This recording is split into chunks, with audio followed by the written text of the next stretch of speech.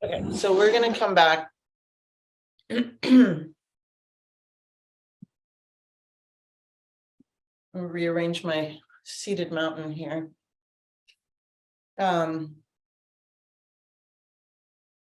and as you remember in the standing and moving meditation portion of this, right? The 5 elements is fire, water, earth, wind, and wood. Yeah. Similar to the Buddhist, but a little bit different. So we're going to start, and each one is associated with a mudra. We're going to start off with fire, like we did in the standing practice, okay? So the thumb is going to press on the middle finger. The hands will be here. Okay, lengthening the spine upward. And we do each one 3 times. And the breath pattern is like a boxed breath. So inhale. You come around. And then exhale, flick into the earth. Okay. And when you do this, you can think about a rich ruby red fueling your heart. All right, hands come back to center. Thumb tips over middle finger. Inhale, come up.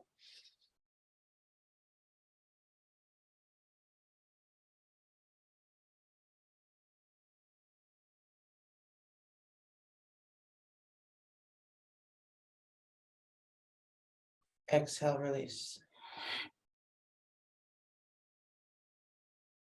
Okay, and as you're bringing your hands closer and closer together, see if you can feel how you're kind of beginning to condense chi in between your hands.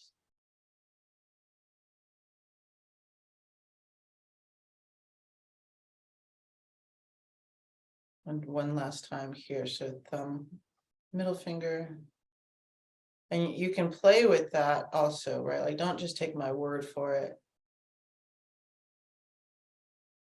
See where you feel that in your own body. Inhale, come up.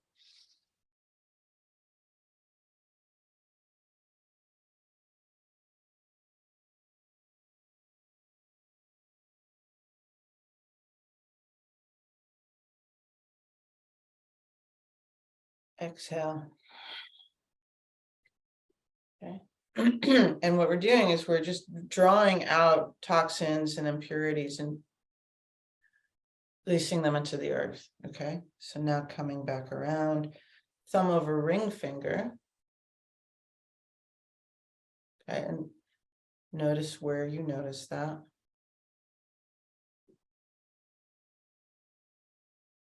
So this finger is associated with the liver. The color is green. And the element is wood. Inhale.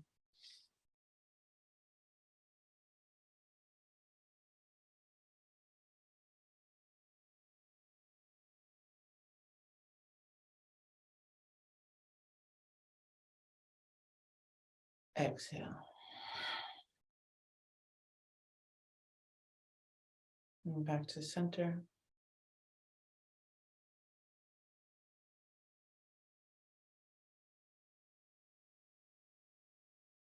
Thumb over ring finger. Inhale.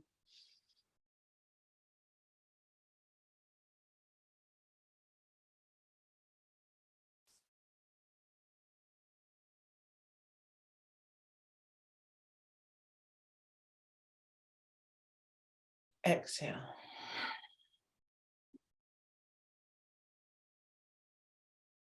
One more.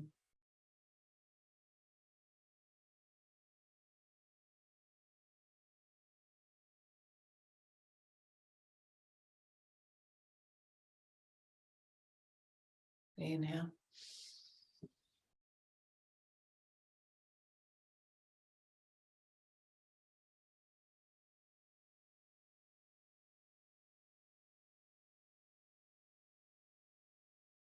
Exhale, release. And back to center.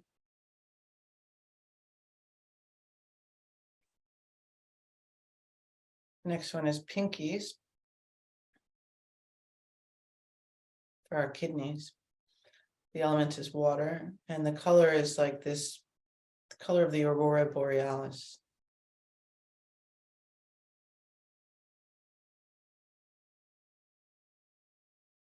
Inhale, come up.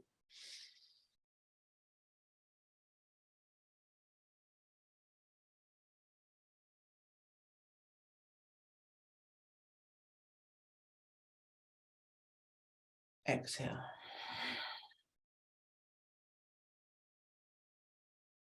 And back to center.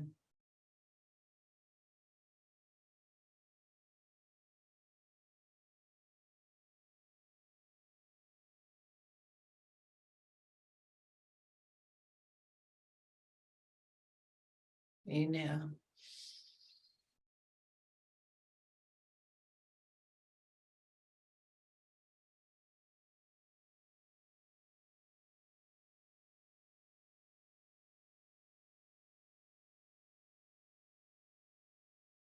Exhale. And what may start to happen is you may start to taste things kind of coming up.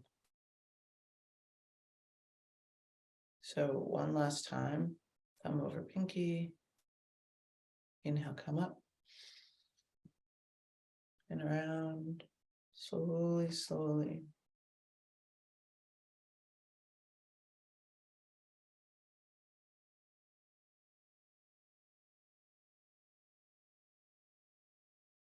And exhale.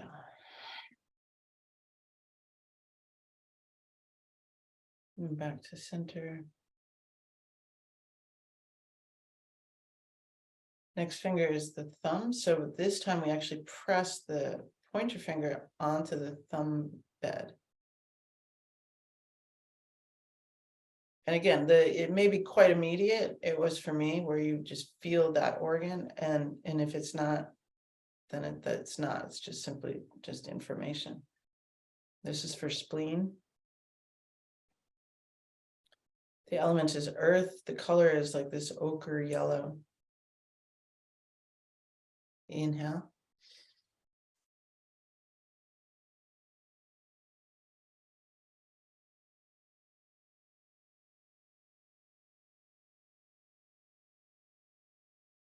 Exhale.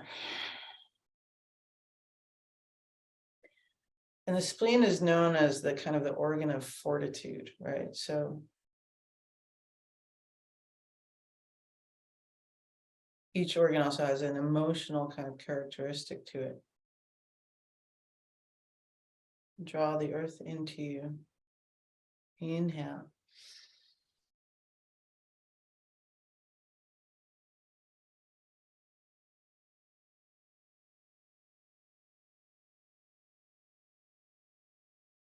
Exhale.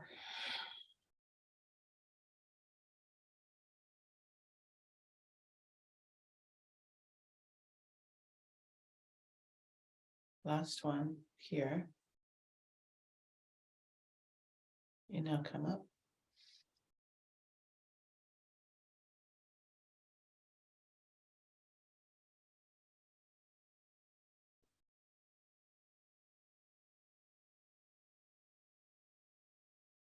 Exhale, release.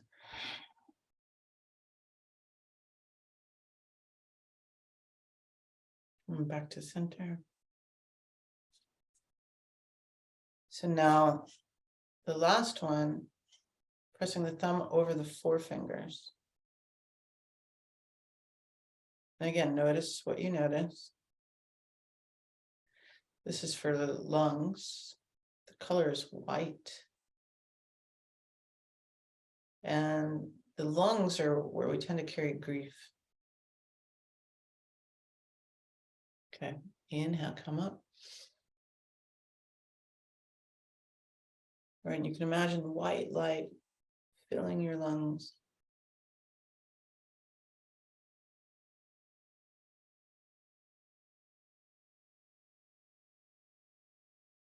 Exhale. Back to center.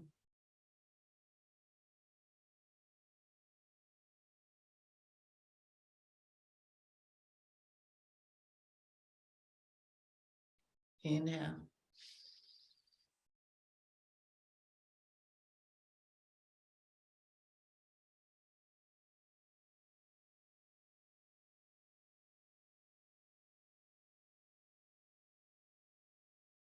Exhale.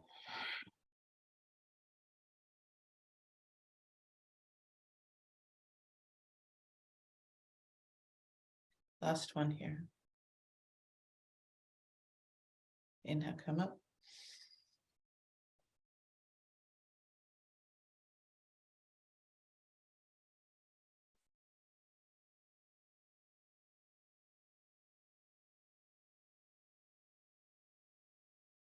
Exhale.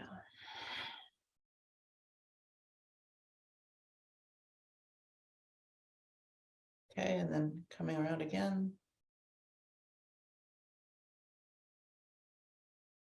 Your hands come into Tai Chi Mudra.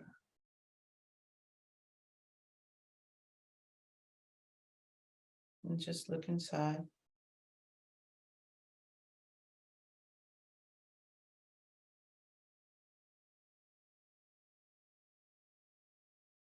And then release the mudra, the palms turn up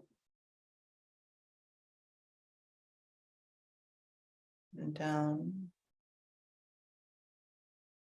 And then to the human.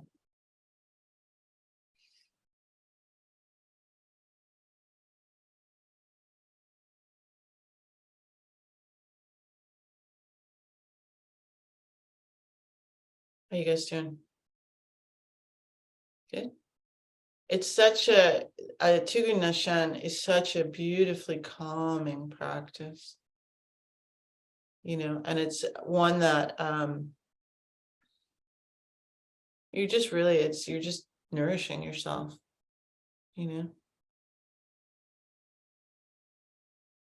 And, you know, really visualizing. And so that, I don't know if you remember, like, if I don't know when this was, a couple months ago, when I was saying that when we're just standing in mountain and you can draw the elements into you, right?